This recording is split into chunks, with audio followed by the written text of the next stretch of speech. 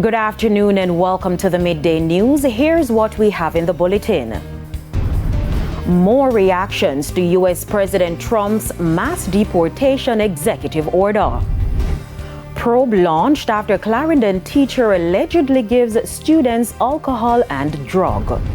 And later in sports, West Indies women take on Bangladesh women in second ODI this afternoon in St. Kitts. Thank you for joining us. I'm Kerry Ann Simpson. Here are the details. Up first this afternoon, the St. Ann police are investigating an attack against Mayor of St. Ann's Bay, Michael Belnavis. TVJ News understands that Mr. Belnavis received several chop wounds by an unknown assailant Monday. It's understood the mayor was entering his house when the incident happened. We spoke to chairman of the Jamaica Labour Party Communication Task Force, Abka Fitzhenley. And has since been discharged. He is expected to get better pretty soon and is thankful for all the outpouring of good wishes. To other news, with threats of mass deportations in the United States, there is a view that the Jamaican government should prepare itself. O'Shane Masters explains. Sir, can we expect ICE raids starting tomorrow in major cities? What does that mean? Can we expect ICE raids in major cities? I don't want to say when, but it's going to happen. Has to happen, or we're not going to have a country left.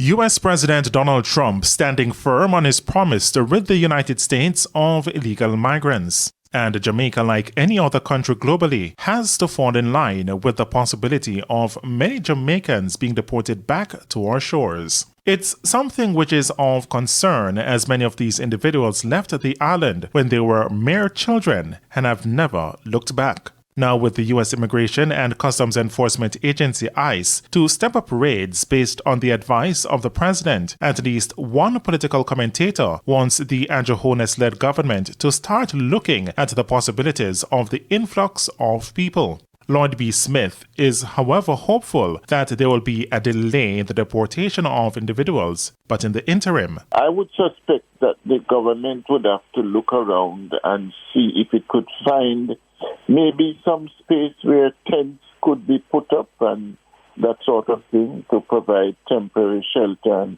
and food and clothing or whatever else is necessary. Also, once these persons arrive, there ought to be social workers involved to determine who they are. They must have relatives, some of them. I don't think all of them would. And I would want to think that relatives could be brought into the picture to assist some of them. He said, however, that there may be some reprieve at the start for Jamaicans, as the focus of the Trump administration currently is on Chicago, where there are few Jamaican nationals. My concern would be when the focus is on Florida, because we know that a lot of Jamaicans are in Florida illegally, as well as in the tri-state area, New York, Connecticut, and that area. So, but for now, if it is just Chicago that he's going after, as we were told, then maybe, just maybe, we won't get that full impact for a few months or so. Mr. Smith noted that the country's economy may also face another issue on the financial front. Remittance flows into Jamaica have remained one of our major foreign exchange inputs, and if there is any dramatic decline over a period of time, then it could affect the macroeconomic dynamics. So clearly that is something, again, that the government may have to look at in terms of how it plans its upcoming budget. O'Shane Masters, TVJ News. A probe has been launched into reports that two female teenaged students at the Alphonsus Davis High in Clarendon who were given alcohol and the drug Molly, allegedly by a teacher last Friday. TVJ News was informed that one of the minors became unresponsive after consuming the drugs and alcohol. They were taken to the Percy Junior Hospital for treatment. Now, sources say the matter was reported to the police last week. But relatives and some members of the school community are dissatisfied that the police did not take action. A meeting was reportedly held yesterday involving the parents of the girls, school administrators, and the teacher involved. It is not known if any action was taken by the school. Children's advocate Diane Gordon Harrison has expressed concern. So, of course, it is with great surprise and concern at the same time that we are hearing about the allegations concerning the distribution of both alcohol and Molly to students at this school in Clarendon. It's not something that is ever to be condoned, and certainly the preliminary information that we have received, speaks about how we use our positions when we're in certain institutions to influence children either for good or for bad. Of course, very preliminary, but investigations are warranted, and certainly the Office of the Children's Advocate will be exploring and probing to see exactly what went wrong or what occurred in this situation. A Clarendon taxi operator involved in a fatal crash which claimed the lives of 2 students from Lennon High was remanded in court when he appeared in court on Monday. Kimore Wint has retained Tom Tavares Finson Casey to represent him at his next court date on March 25. Mr. Finson is expected to apply for bail at that time. In December last year, it's alleged Mr. Wint, who was attempting to evade members from the Transport Authority, crashed into an oncoming vehicle. This led to the death of the 2 students who were traveling in his taxi. Mr. Wint, who fled the scene, was subsequently arrested and charged for causing death by dangerous driving, driving without a road license, and having no insurance coverage. He has denied the allegations. Political activities are increasing as the country heads into the general election. In Western Westmoreland, there was high drama Sunday as JLP supporters were asked to help decide Moreland Wilson's fate as the party's standard bearer. Details in this report. The sitting MP for Western Westmoreland, Moreland Wilson, survived the vote Sunday after securing a majority in 3 of the 4 divisions. The vote means he's expected to be the JLP's candidate for the upcoming general election. The process Sunday, though, was not without controversy. When we visited the polling stations, JLP party workers complained about issues they facing trying to vote, a situation they are convinced was part of an attempt to push Mr. Wilson aside. Majority of the workers and the delegate are member of the party. Name is Nathaniel. So since him come and win after he won, I believe he deserve the party supposed to give him the benefit to go back, go run again. Make him run and lose if he may lose. But nobody tell him say he may lose. Our sources indicate that had Mr. Wilson not survived the vote, there were considerations to have a councillor challenge him for the post as candidate. And some JLP supporters were on board with that idea. I joined with Mr. Wilson at the time as a young person, and we decided to work together to see if we could actually acquire victory. Same has been done. But today, Mr. Wilson has not been performing up to par. The people of Western Westmoreland are not in favor of Mr. Wilson. And I don't think that Mr. Wilson going forward would actually win this constituency. And I would recommend for the party to change it. We were not able to reach Mr. Wilson for comment, but Venetia Phillips is a member of his campaign leadership. She says this is a wake-up call. It is just a signal from the workers who are speaking on behalf of their respective divisions that we are still on board.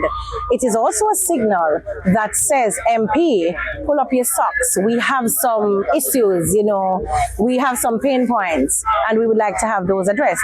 And so it is very, very critical that the Jamaica Labour Party undertakes this process. Raquel Porto, TVJ News. It's time for a break. Stay with us. More local stories when we return.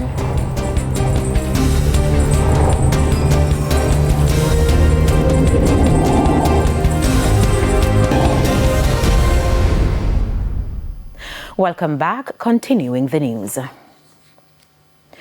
The education minister is sounding the alarm on what she describes as a chronic tardiness among students. Dr. Dana Morris-Dixon is urging parents to take a more active role in ensuring their children attend school regularly and on time. She notes that many students face significant challenges that hinder their ability to get to school punctually. She emphasized that inadequate support systems are often at the root of the problem. The Parenting Commission's work is going to have to get much closer to the parents, get closer in the communities, because we have very dysfunctional communities. And we don't like to say, we don't like to talk about it, but that is the reality. I've seen instances at schools where I've been to visit where they talk about the children routinely coming late. And they're routinely coming late, and the parents, they talk to the parents and nothing happens, and they still come late. We also have issues in terms of psychosocial in our schools in relation to trauma, which is a hallmark of so many of our children. The Jamaica Constabulary Force, JCF, is lending support to tackle behavioral issues. School guidance counselors are also playing a significant role. But she says they require more support to address the underlying issues driving student tardiness and provide targeted interventions to get students back on track. When we talk about the 50% target, parents have to be a part of that. When we say we have extended days, you have to send your children. When we say we're having class on Saturday, you have to send your children. You have to understand that your children have to go to school. We can't improve their maths performance if they're not there. Or if they come 2 days and then they're absent for 3 or 4 more days and this is routine. So there are many things that are outside of the ministry. We're working. The Parenting Commission is here. We have to do more work in terms of training our parents. And we have to work with our guidance counselors in our schools because our children need a lot of that support. It's now time for the Business Minute. Caribbean Cream, which trades as Creamy on the Jamaica Stock Exchange, is reporting revenue for the 9 months ended November 30 of $2.2 billion. This is an increase compared to the corresponding period in 2023 of $1.9 billion. There were other increases at the company, such as the cost of sales, which increased by 15% to $1.4 billion. The company says the high cost of sales was due to an increase of the maintenance of its manufacturing equipment and a write-off of inventory.